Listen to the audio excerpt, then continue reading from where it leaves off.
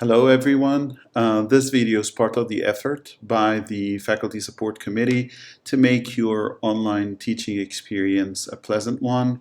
In this video, I'll be showing you how to access your Google Plus account and utilize the communities function in it to have a good asynchronous teaching experience. Now, many of us don't know how to do that. And so to show you how to access your account, you're going to go to the Google Apps. And remember, you have to be logged into your AUC email account using Chrome, the browser for Google. Go to Google Apps right here and then look for the G Plus in red. It could be a little bit down here, but I dragged it just like I can drag any of those Gsuite functions. When you go to your Google Plus for the first time, you probably will be prompted to fill in some essential information such as your full name. You might be asked to add a profile picture and complete a profile in general. If you've logged in before, this step is automatically skipped.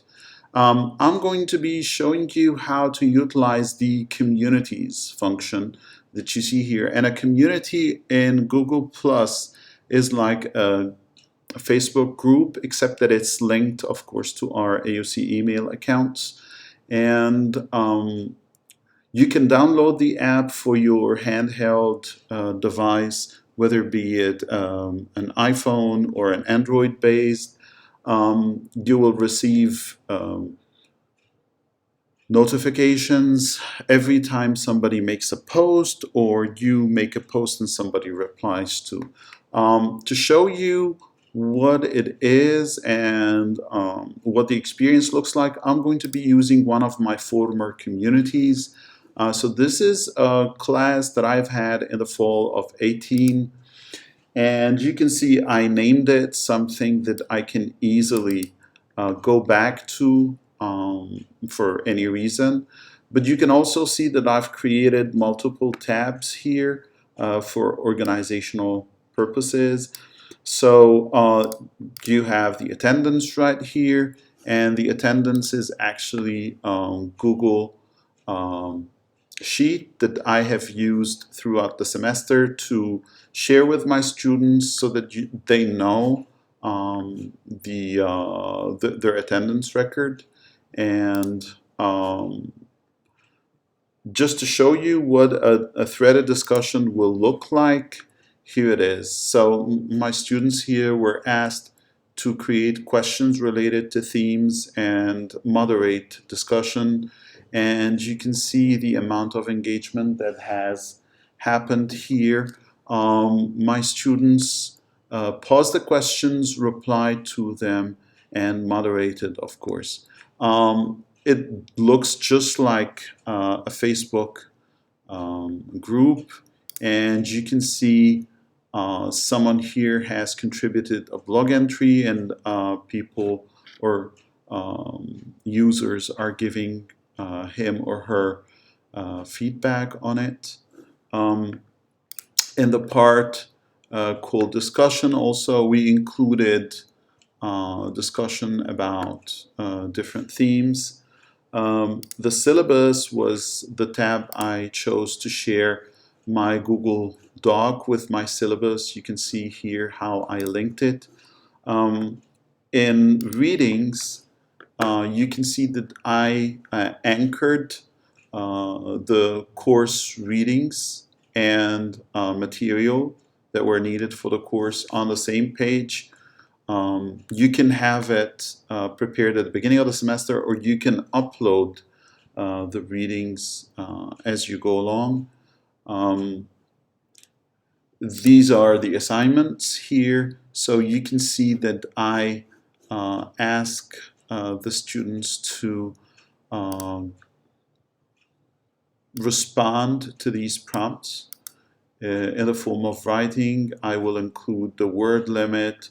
So you can see that this is a platform that allows you to handle the class, I'm now going to be showing you how to create your own community and add your students to it. So first we want to go to communities, and then you'll see that new community button right here. If you click that, you can give it the name that you wish.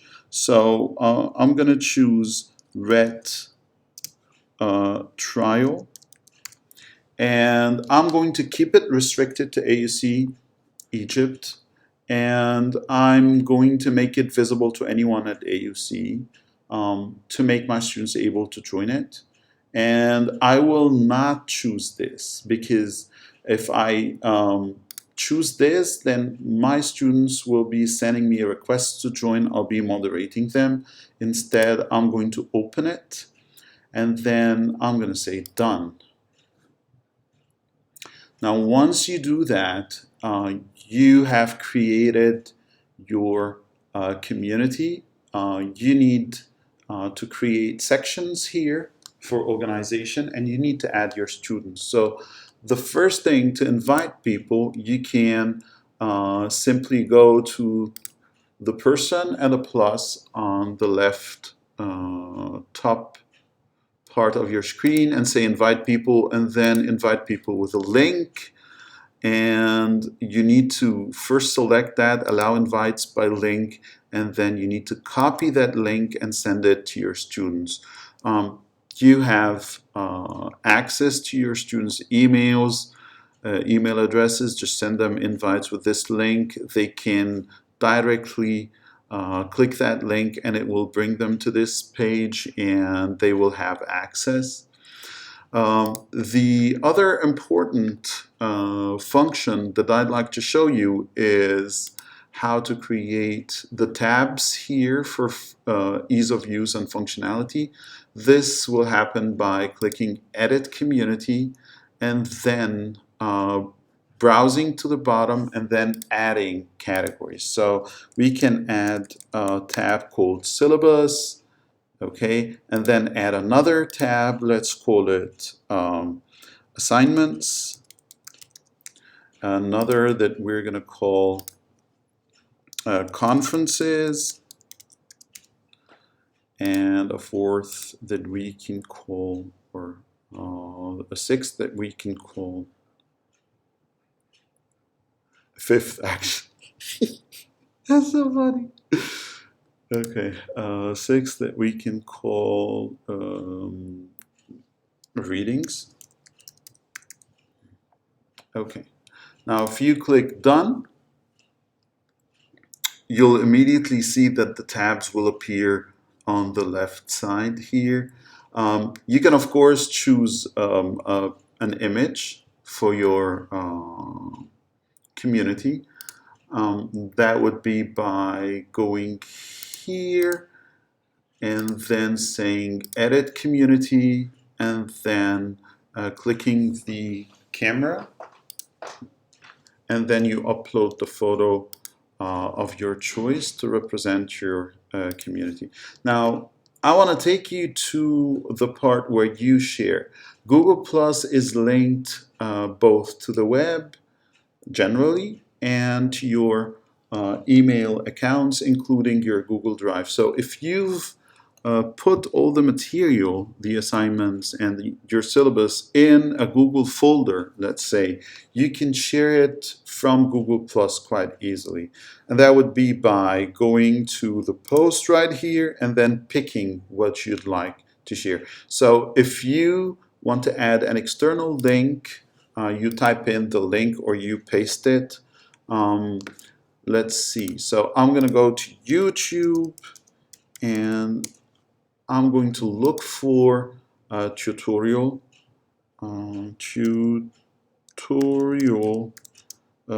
annotated bib.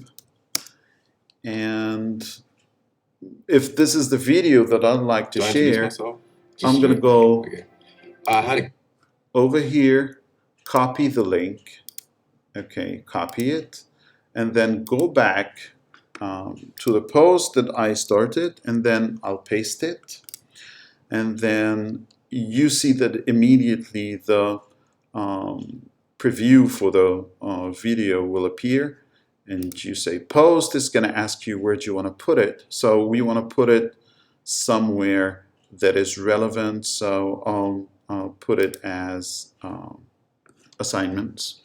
Okay. You could, like I said, you could anchor your syllabus or any other material that you have from your Google Drive. So if you click that, it's gonna give you a warning that you have to be careful about what you share, because now you're sharing something from your personal folders. And I'm gonna go to my spring 2020 folder, which is not right here. I'm going to go to my drive and then look for Spring 2020. Spring 2020 should be here. Yeah, there it is.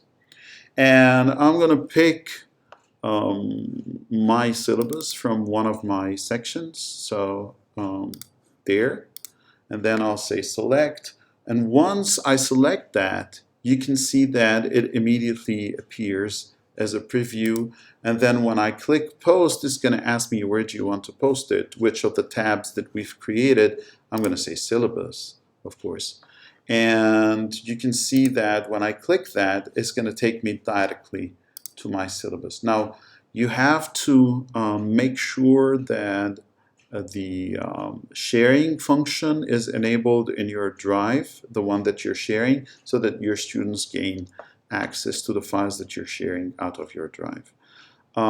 This is a platform that's easy to use. As I mentioned, you can install it to your phone. It's very good for threaded discussions and for sharing material. You can experiment with it. The most important thing is that you have to understand that this is not limited to a specific functionality. You can try it for many different things that I have not shown, and it will also work. Thank you for listening, and have a nice experience teaching online.